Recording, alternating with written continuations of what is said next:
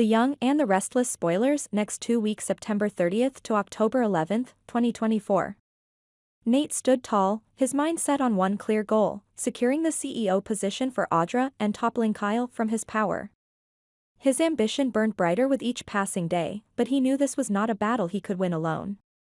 The corporate world of Genoa City was a treacherous battlefield, where alliances shifted like sand, and power was always fleeting. Nate understood that he needed support, and there was no better ally than Devon, his half-brother. Convincing Devon, however, would require more than just asking for a favor. Devon, always the calculated and pragmatic businessman, had his own reservations about getting involved. He knew the risks of backing Nate's plan, especially with the volatile relationships between the key players involved. Kyle was no easy opponent to dethrone, and the Newman family, especially Victor, would not take kindly to anyone meddling in their affairs.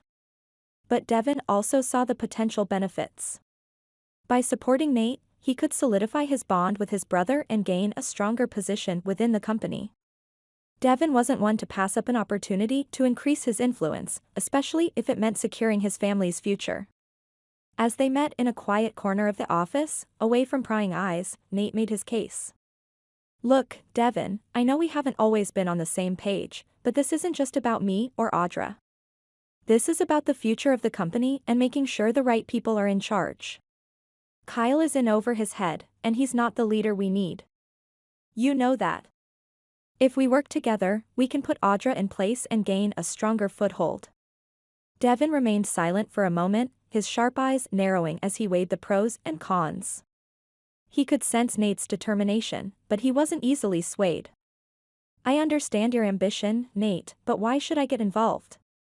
What's in it for me? You know how these things go, people switch sides the moment the tide turns. How do I know you won't do the same?" Nate leaned in, his voice calm but insistent. "Because this isn't just about business, Devon. This is about family. If we stand together, we can make sure this company is run the way it should be. And more importantly, we can repair what's been broken between us.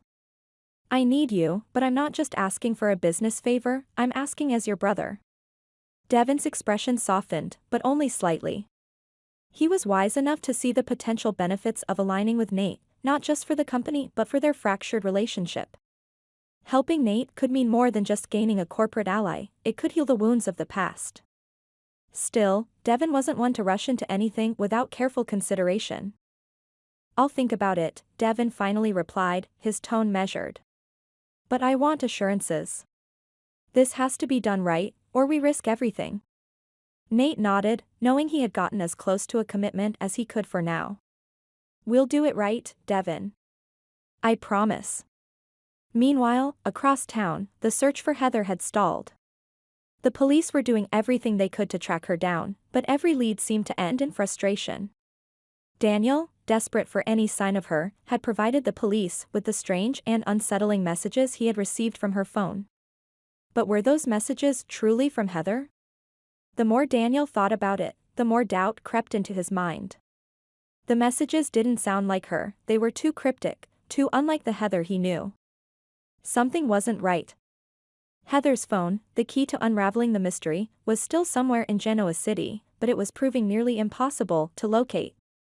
Whoever had it was clearly smart enough to keep it powered off, making it nearly invisible to tracking systems. Daniel's frustration grew with each passing day, and Lucy was equally distraught.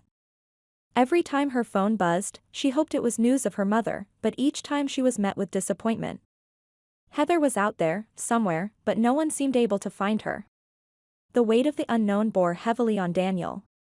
He replayed the last few messages from Heather's phone over and over in his mind, searching for any clue, any hidden meaning that might lead him to her. But the more he analyzed the texts, the more certain he became that someone else was behind them. Someone who had taken Heather's phone was trying to manipulate the situation, but why? And who?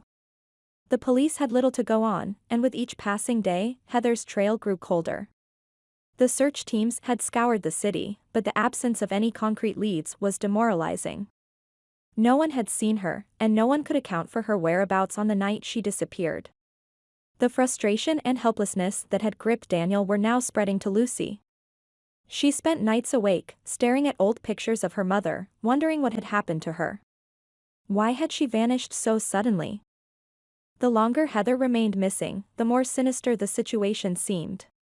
Someone was going to great lengths to cover their tracks, and the fact that Heather's phone had been found so close to Genoa but without any signal was troubling. Whoever had her phone clearly didn't want to be found, and that only deepened the mystery. Daniel was relentless, refusing to give up hope. He knew that finding Heather was a race against time, and he couldn't afford to wait for the police to catch a break. Every day that passed felt like another step further away from her. His mind wandered to the worst possible scenarios, but he pushed those thoughts aside, focusing instead on what he could do to bring her home. Lucy, too, clung to hope, but her heart was breaking. The lack of information, the silence, it was all too much. She needed answers, and she needed them soon. Every minute that went by without hearing from Heather was torture. The complexity of the situation was only deepening, with tensions running high in both the corporate and personal worlds of Genoa City. Nate's pursuit of power was reaching a critical point, but it was Heather's disappearance that loomed over everything like a dark cloud. As Daniel and Lucy held out for the faintest glimmer of hope, the clock was ticking, and the truth about Heather's fate remained just out of reach. The question now was, where was Sheila? She had gone underground, slipping away before anyone could capture her. But Daniel knew she couldn't hide forever. Sheila had made a fatal mistake by leaving behind evidence at the scene, and now, the hunt was on.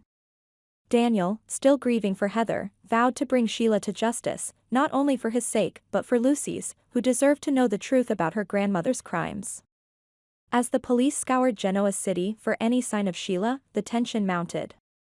Sharon's emotional turmoil, though somewhat alleviated by her likely exoneration, had left scars that wouldn't heal easily.